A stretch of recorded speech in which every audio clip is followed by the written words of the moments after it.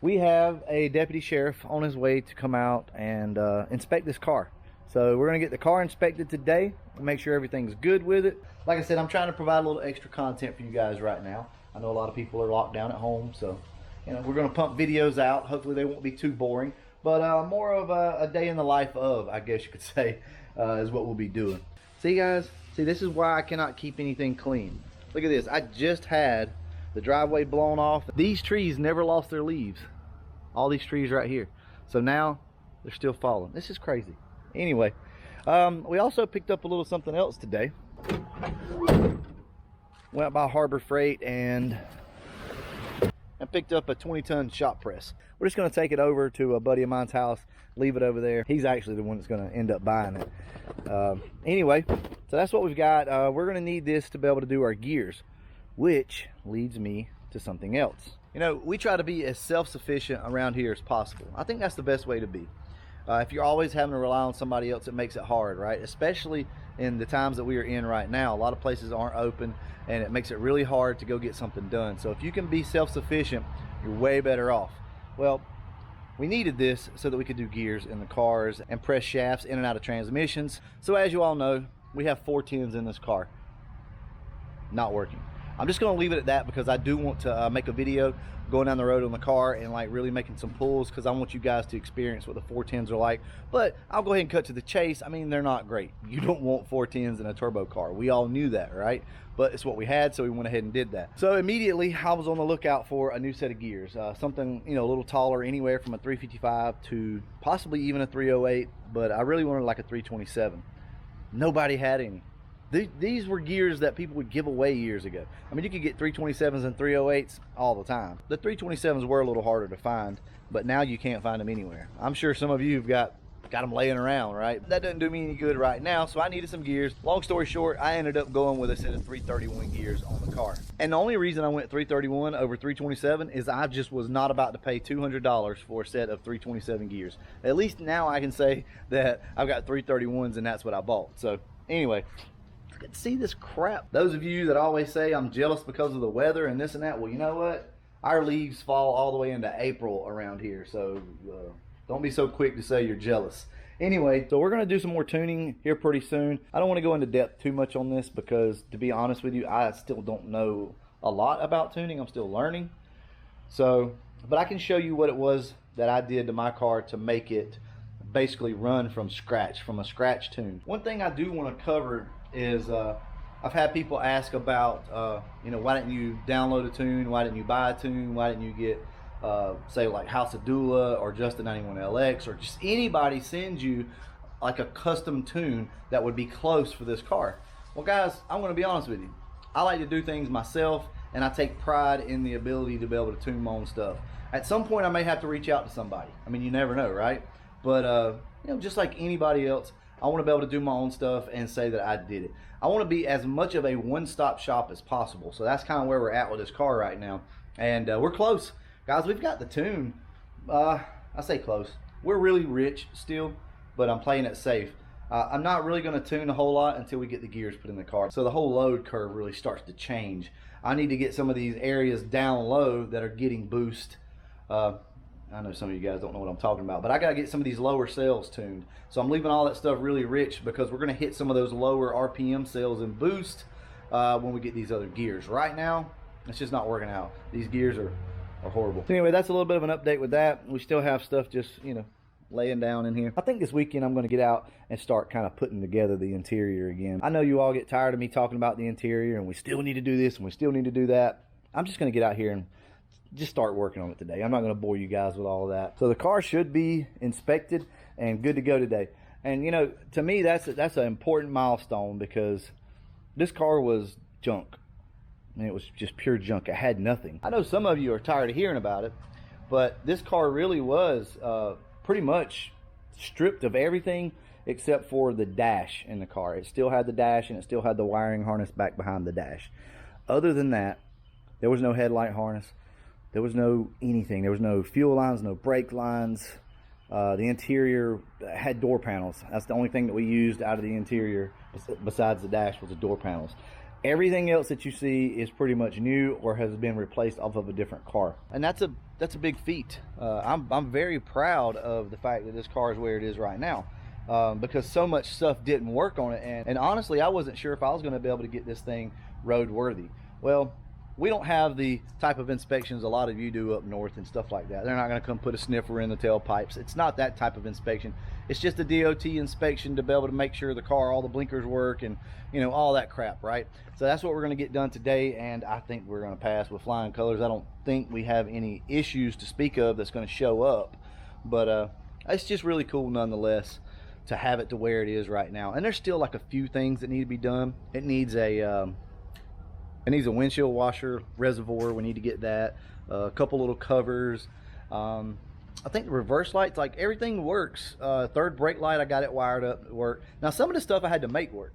So I didn't have harnesses for like everything, right? So I had to make some of this stuff work. Either way, we're gonna put this thing back on the road. Probably today. I'm gonna go pick the new tag up for it today. Now understand guys, the car does have insurance on it, okay? So I want you guys to know that. Nothing else really to speak of. I tell you what I'll do. I think in this video, I'm going to include all the little tips and tricks that I did. I've already shot that video. I just want to cover some things that I found along the way. So I'm going to give you some tips and tricks on these cars if you're doing one of these turbo kits, and maybe it'll help you out. Let me go ahead and show you this right now because it's not in the other video and I want to go ahead and cover it. This manual boost controller right here. I bought this off Amazon. It is a NX Racing or something like that. Sorry, I tried to find the box. I can't find it. In the video, you're going to see how we did this.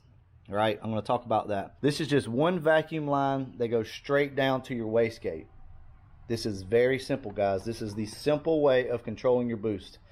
Now, there again, I'm no turbo expert. This is the first one I've ever owned, but I have done a lot of research. So the best way, in my opinion, to go about controlling boost, if you want to keep it simple, is run a boost reference source.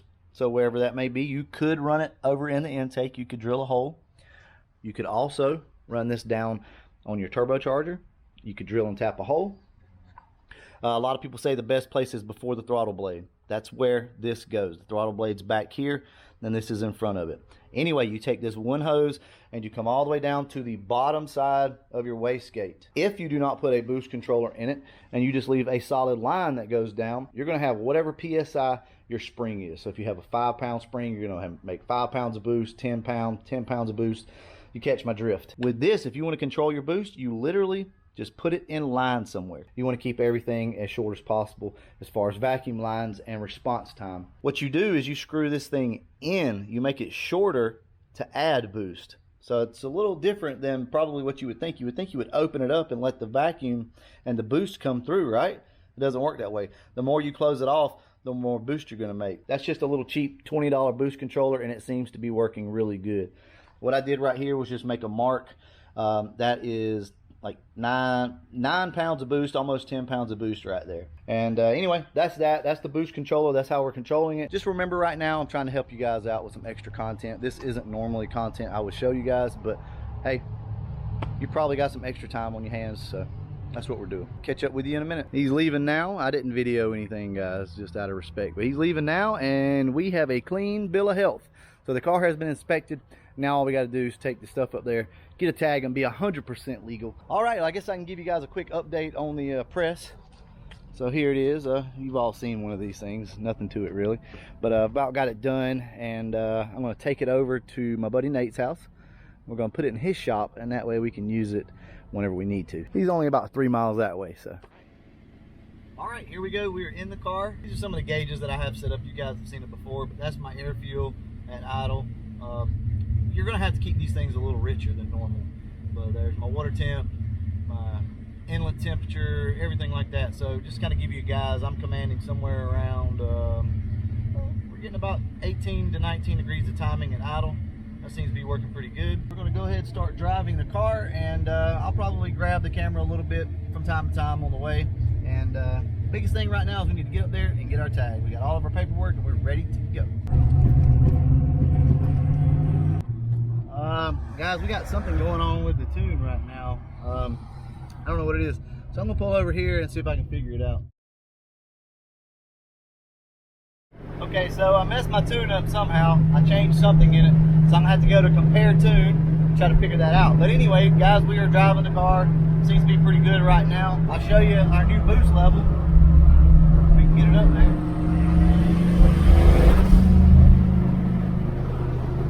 The gauge is off a little bit. It's actually off by a couple of pounds, I do think. We're actually, according to the KPA, only making a little over 9 pounds, about 9.5 pounds or so. Anyway, we're on the road, guys. This is our first, I guess you could call it, legal road trip on the car. So I'm excited about it. Temperature looks fine. Oil pressure looks fine. Voltage is great. And we have fuel. I know we've got to get a speedometer cable put in the car. You guys keep aggravating me about it. For whatever reason, it doesn't bother me, but we will get it done. I had to make some adjustments to the car since I've been out and about on it. Just air fuel type stuff. And we seem to be doing really good. But boy, we may end up having to go to an electric fan setup. This thing is obviously creating a lot of heat. Right now it is currently 85 degrees outside and we're at about 198 to 200 degrees cruising. It's pretty high in my opinion, but overall I think we're going to be okay. Car's running good.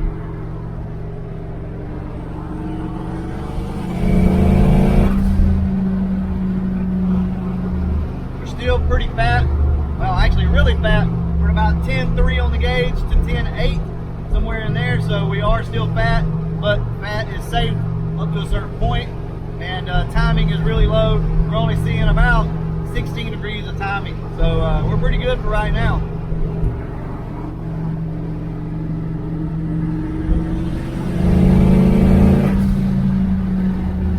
Oh yeah. All right, guys, I'm gonna go ahead and wrap this video up. And as always, thanks for watching.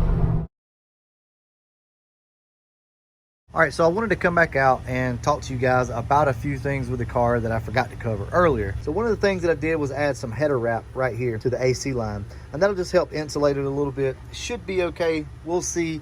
Only time will tell on that. So this is the 94-95 radiator hose, and it doesn't fit as good as I thought it would. If you look right here, you can see it basically touches. So we're probably gonna have to get something else right here to fix that. One of the other changes is the breather setup here.